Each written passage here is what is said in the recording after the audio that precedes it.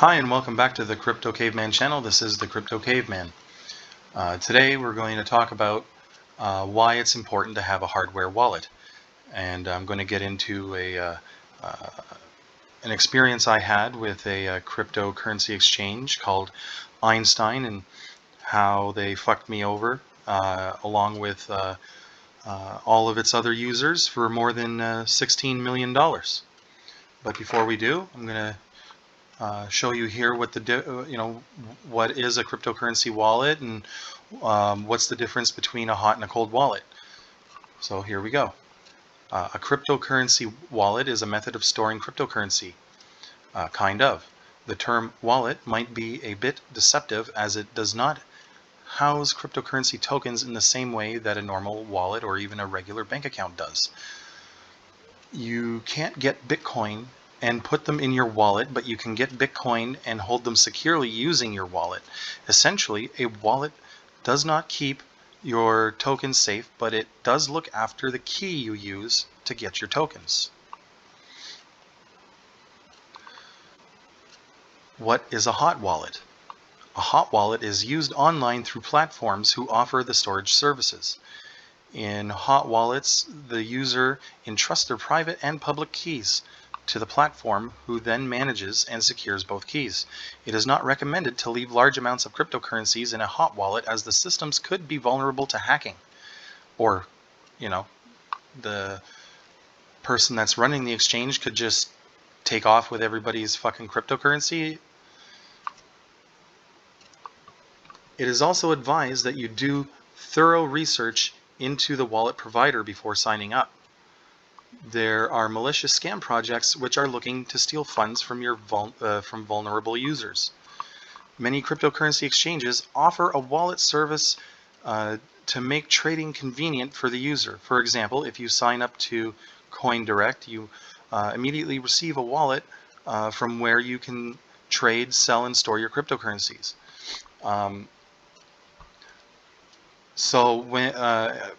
For beginners, I did hours and hours and hours of research into this, and I found if you're a beginner in the world of crypto, Coinbase is actually the best one. In the beginning, you're going to have deposit limits. I believe the first one is $75, and then but that's on a weekly basis. So your first week you deposit $75. And you use that to buy your crypto and whatever, and then the next week you get a higher limit. And anyway, I'll show you how to sign up for a Coinbase account in another video. I've also left a link in the description below for Coinbase if you want to sign up. So what is a cold wallet? A cold wallet, on the other hand, is entirely offline. Generally, a cold wallet can come in software forms such as apps, which are used on a computer or smartphone, or as a hardware device which is plugged in but remains offline. Cold hardware wallets are considered the most secure method of keeping your cryptocurrency safe and stored. And yes, I had to learn this the hard way. After being screwed over, it really discouraged me from crypto for a while. And I just started getting back into this about 6 or 7 months ago, and I didn't want to get screwed over again, so I did like a ton of research to the point where like my brain was starting to bleed, and I decided that I was going to get a hardware wallet, and the best one that for me anyway is the Ledger Nano devices. There's the Ledger Nano S and the Ledger Nano X, and they have a superb level of security, and it's not too expensive to buy the device. It's a perfect it's a perfect investment for me. I've left a link in the description below for the Ledger if you're interested in going and looking at Ledger as an option for you. I also encourage everybody to do their own research into what options you think are are best or would work better for you. So hot wallets versus cold wallets. While both methods of storage have pros and cons, which one you choose depends on what you are looking for. For example, if you are hoping to house a small amount of cryptocurrency in an easy, convenient location, then a hot wallet is probably your best bet. If you are storing a huge amount of Bitcoin, though, you might rather opt for a cold wallet. The advantages of a hot wallet: it's convenient and trades are instantaneous and much easier with an online wallet. Disadvantages of a hot wallet: it cannot guarantee safety. Even if systems are tried and tested, there is still a risk of hacking. Advantages of a cold wallet: it's much less susceptible to hacks and there is no risk of security. Disadvantages of a cold wallet: it is much more of a task to store your cryptocurrencies on a cold wallet. It is highly inconvenient for trading purposes. Well, with the ledger, you can actually buy and sell cryptocurrencies right from your ledger wallet, or the software that comes with it, the wallet. And I'm going to show you, what the ledger is all about.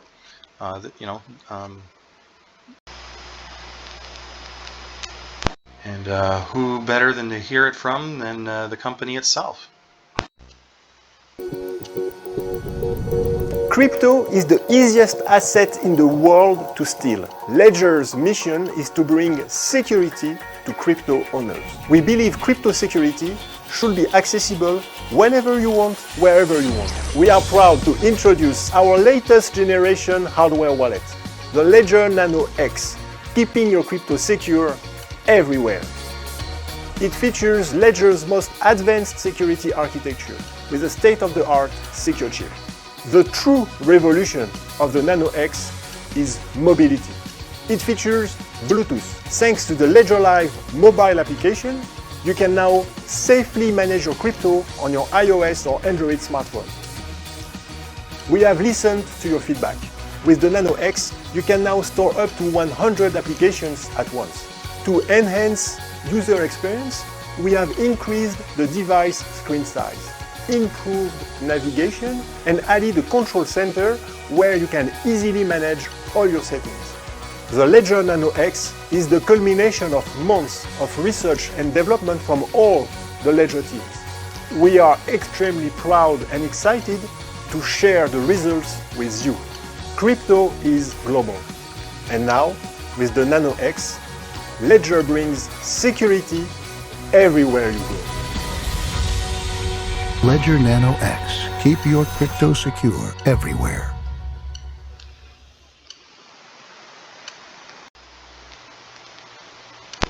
I love that commercial. Anyway, I've left a link again. I've left a link below for the Ledger devices if you want to explore their site, and if you decide that that option is best for you, then I left a link down there for you in the description. So, moving on. So now this is basically the story of how I got screwed over by Einstein Exchange. I started hearing about cryptocurrencies and stuff like that in 2017 on the radio. I would be, driving to work every morning, and they'd always be, talking about Bitcoin and Ripple XRP and stuff like that, and how they're booming and they're making instant millionaires, and so it got me, excited and intrigued about it. So, one night I got home from work and I started doing some research, and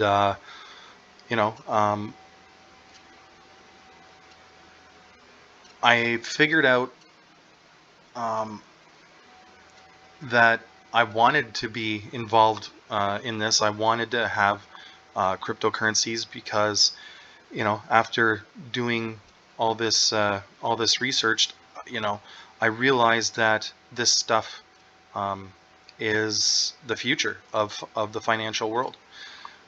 And traditionally, I'm the type of person who hates change.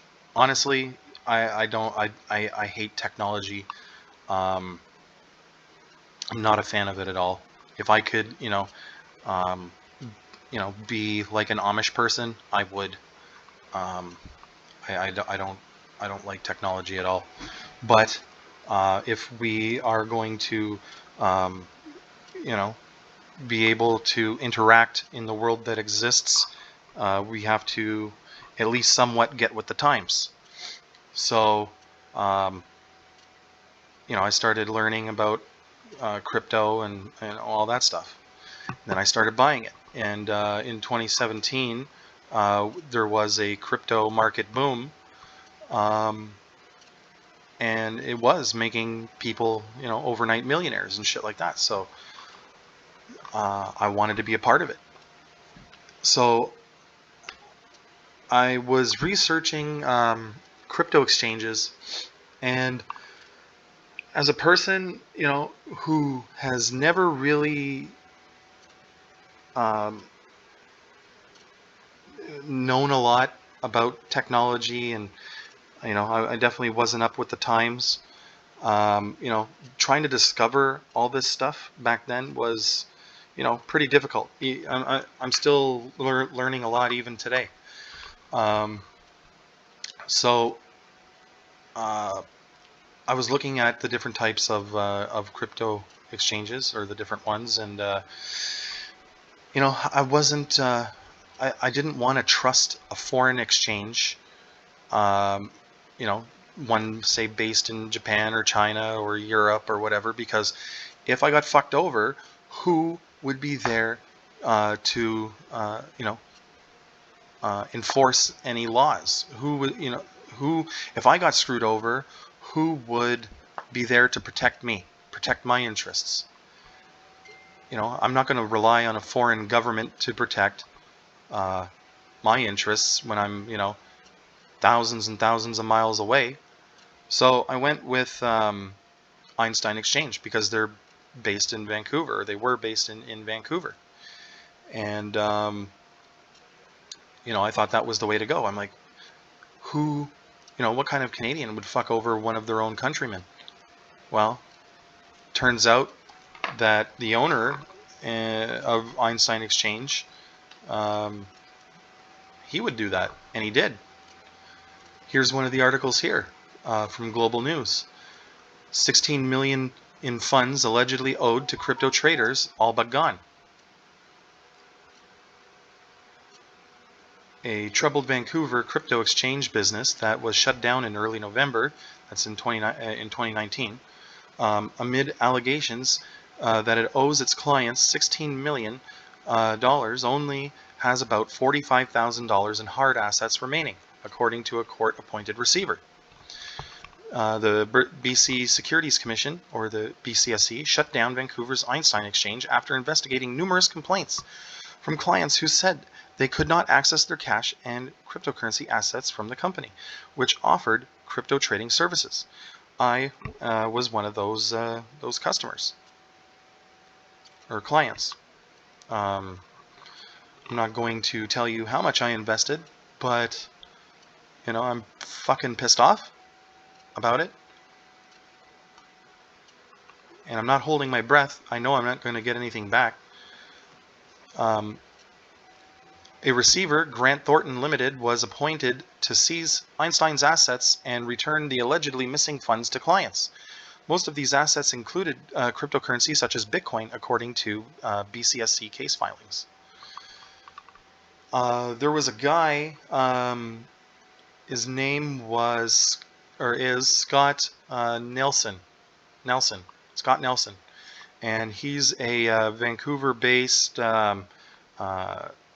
technology entrepreneur. I gotta stop drinking beer in the afternoon. And he had transferred 55 Bitcoin to Einstein Exchange, and which was worth more than $500,000, probably worth more today. And he didn't get anything in return. They just took everybody's shit and fucking ran for the hills. As the Bitcoin market boomed, the company was incorporated in December 2017 by director Michael Gokturk. I'm calling him Michael Cocksuck because he's a dirty, rotten cocksucker. The BCSC launched an investigation into customer complaints in May 2019. Filings say and alleges Einstein improperly used its customers' assets. One man claims he is owed $535,000 in unpaid bitcoins, and another unidentified creditor claims to be owed several $1 million. The filings from Grant Thornton Limited say. The person, yeah, see this person here, the one man, that's Scott Nelson. So far, the receiver has issued notices to numerous banks in Canada and the U.S. as well as Canaccord Genuity in Vancouver. The filings say where Gokturk and or Einstein Group may have deposits or investments. The receiver has also seized shares in various private companies and is investigating whether Gokturk or others have, quote, beneficial interests in various accounts.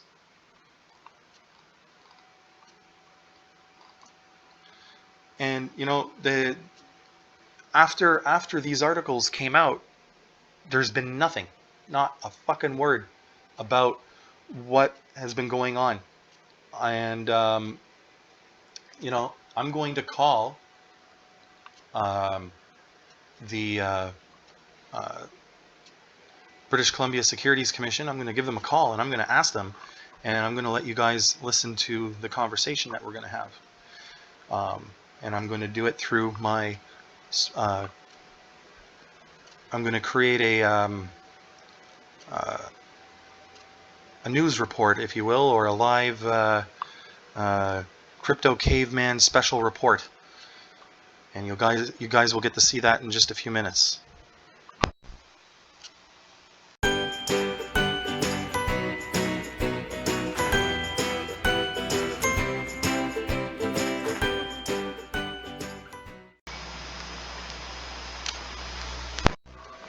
Hi, and welcome to the Crypto Caveman's Asshole Alert. We are going to call the British Columbia Securities Commission for an update on what is going on with you know, the case, because there's so many people left in the dark right now on the fate of their fiat currency and cryptocurrency, including myself. You know, we all got screwed, and nobody knows, at least to my knowledge, nobody knows where the fuck Michael Gokturk is. You know, so here we go. I'm going to give them a call right now and see what answers they're going to give us. Good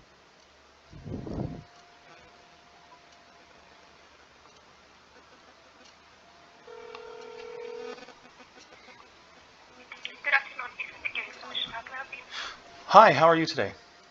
I'm good, thank you. How can I help you? Yes, I was looking, trying to find information on the Einstein Exchange case. I was one of the customers that got ripped off, and I was just looking for an update on, you know, what was going on. Okay, perfect. No problem. Let me just transfer the call to the inquiry. All right, thanks.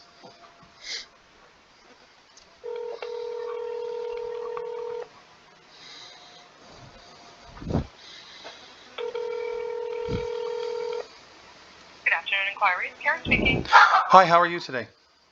I'm good, thank you. How are you? I'm doing good. I was just looking for an update on the Einstein Exchange case. I'm one of the customers that got ripped off back in 2019 when you guys seized the Einstein Exchange. I was just looking for an update, like is there still an ongoing investigation, or, you know, has there been any arrests, or, you know, are any of us going to get our you know, cryptocurrencies back? Yeah, so, you know, we won't stop trying to find if there's any money. Okay. Ever. Like, that's not something that would close. Okay. But with it being something that, Einstein wasn't something we regulated, Right. cryptocurrency. Right. And we only got into it because we'd received so many complaints. Okay. And, but it didn't fall under the securities law, but we Okay. kind of made it so that we could, just to help, right? Okay. So we are dealing with sort of a new thing. But having said that, we are definitely not going to stop trying to find the money. Okay.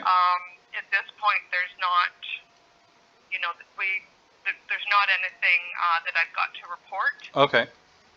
If we do get any money, it will be like, we will have press releases. It'll be Right. on our website. It would stay on there for probably 3 years for people to make a complaint. Okay. We've got an area on our website for that. So we would absolutely be making sure that everyone knows. Okay. Now, did you say that have you put a complaint in with us? No, I didn't even know okay. you guys existed until recently, and because like when the crypto market boom happened in 2017, that's when I started hearing about cryptocurrency and stuff on the radio. So, it was making instant millionaires overnight and stuff. So I'm like, okay, well, Right. I want to be involved in this. Yeah. So, Yeah, exactly. I started doing research into all the different types of crypto exchanges, and then I discovered Einstein. I'm like, well, what type of Canadian's going to screw over his own people? So that's, I figured I'd keep everything close to home. Yeah, no, this it sounds like this guy was, knew what he was doing. Yeah, for Because sure. all the accounts that were made, you thought you had an account there, Yeah, but you didn't. really. The money was just going right into his pocket because none of the money's there. Nothing. Like we had the accounting company go in, and they were only able to find about $40,000, Okay. and that was including the equipment that was there, which they thought belonged to the employees anywhere, like the Okay. laptops and that. But they owed already so much money for rent and just things like that. The employee salaries for at least a month. That Yeah. there just was nothing. There was nothing to seize. Okay. And is there any is there any regulations regarding cryptocurrencies here in Canada? Well, what we're looking at they're all individual. Okay. So the legitimate ones, if it's being sold as an investment, Okay.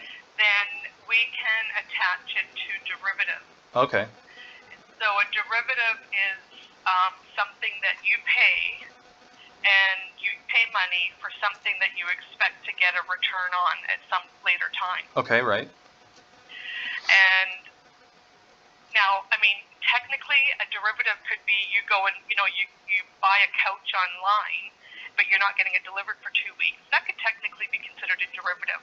Do we regulate that? No, of course not. Okay. So that's where it's something where it's given us given us some area to get in there to help. Right. But it depends on how they're selling it to Right. the person. So some of it will be. The one thing is, though, if the company is not in British Columbia, Right. and they have not registered with us, then they do not have authority to take any investments Okay. from anyone in British Columbia.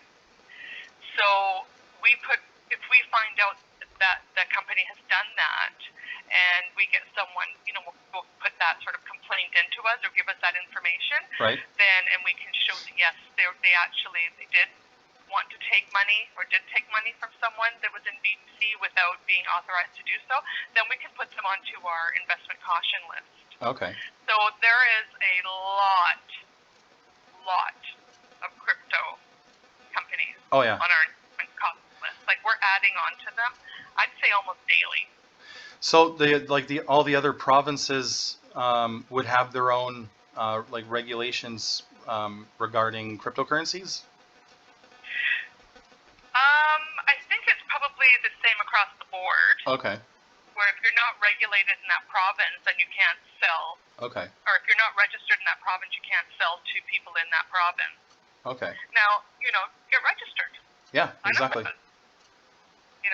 Not a big deal. You're going to be bringing in lots of money if you're Yeah. doing this legitimately. So, reporting to us is nothing, pennies compared to what they would be bringing in, right? So we don't understand why. Well, some companies do, right? Some companies will, they're all completely legitimate. Yeah. I know there's a lot of scams going on right now that they say they're from the UK, and we don't know where they are. Yeah. We're thinking that maybe they're in Russia, and then there's also another company that will follow up with the person and say, oh, I hear you got scammed by, ABC company, and, Right. give us $10,000 and we'll get your money back. This is what we do. We know how to get it back for you. But they're connected, and it's like, Yeah. there's some in Russia, Anybody- in Israel. Anybody with a little bit of common sense would, know that was a scam. I'm not going to give somebody 10 grand to help get my crypto back. Yeah. But it's funny where if somebody's desperate, Yeah. and if they've already gotten into it, if they just get the right person at the right time. Yeah. I had there's a woman I just spoke with who was just beside herself, and she fell for they called and said, this is the RCMP, and your social insurance number was compromised, and Right. there was 20-something accounts registered in Quebec, and you need to pay money right now or we're going to come and arrest you because these are all fraudulent accounts in your name. And so she's like, okay, what do I do? And they made her go and pay, I think it was $500, but in Bitcoin, to a Bitcoin machine. They told her the machine to go to, and she went and did it. And the second she did it, she realized, I shouldn't have done that. Yeah, All done. for sure. But they had her so scared, and it was saying it was the RCMP, Yeah. and of course that just gets your blood pressure up. They play on people's emotions. Exactly. There's some smart scammers out there. Exactly. Oh my gosh, and it's like as fast as you can get, on top of one of them, they've already gone on to something else. Yeah, exactly. But we just say, hey, any company, if you have any questions, if you do find a company that you're wanting to look into, Okay. give us a shout. Give us a shout. Perfect. Thank you very much. Look at our website if they're on the investment caution list. Okay. But yeah, never hesitate to give us a shout because we'd rather hear from you before than after. Yeah, exactly. Yeah. Well, thank you very much for your time. You're very welcome. You take care. You too. Bye-bye. Bye.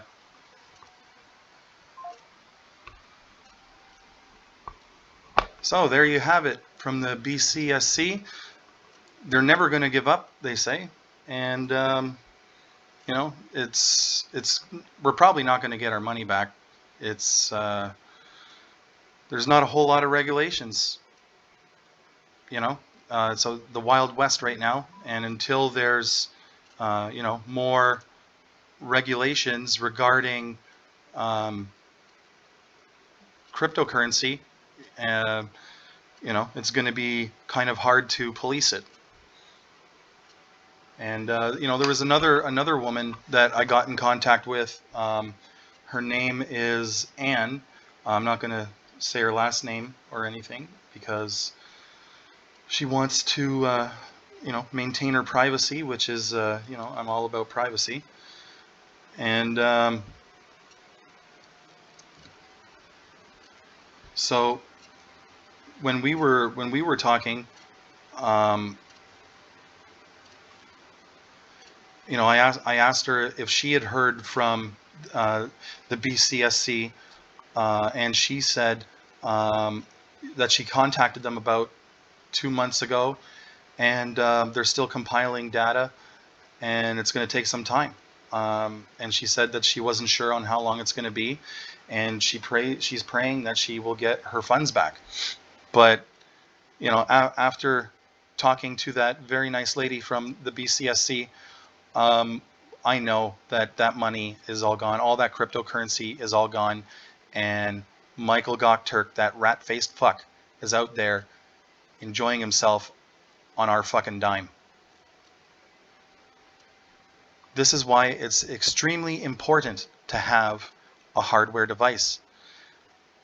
That way, you can take the money right from your the cryptocurrency right from your hot wallet immediately after you buy it and store it in your hardware wallet. That's what I do. I don't keep anything in any crypto exchange. I use them specifically for buying and then transferring it directly to my ledger device. And then, if I want to cash out, then, I'll send it back to my hot wallet and then cash out right on the spot. Or, like with Ledger, you can sell, you can sell, buy and sell your cryptocurrencies right on the Ledger software. It's, it's great stuff. You can't go wrong with having a hardware wallet. It gives you all the control. Nobody can fuck you over. This has been a special report by the Crypto Caveman. Thanks for tuning in. Oh, and before I go, subscribe to the Crypto Caveman channel. You know you want to.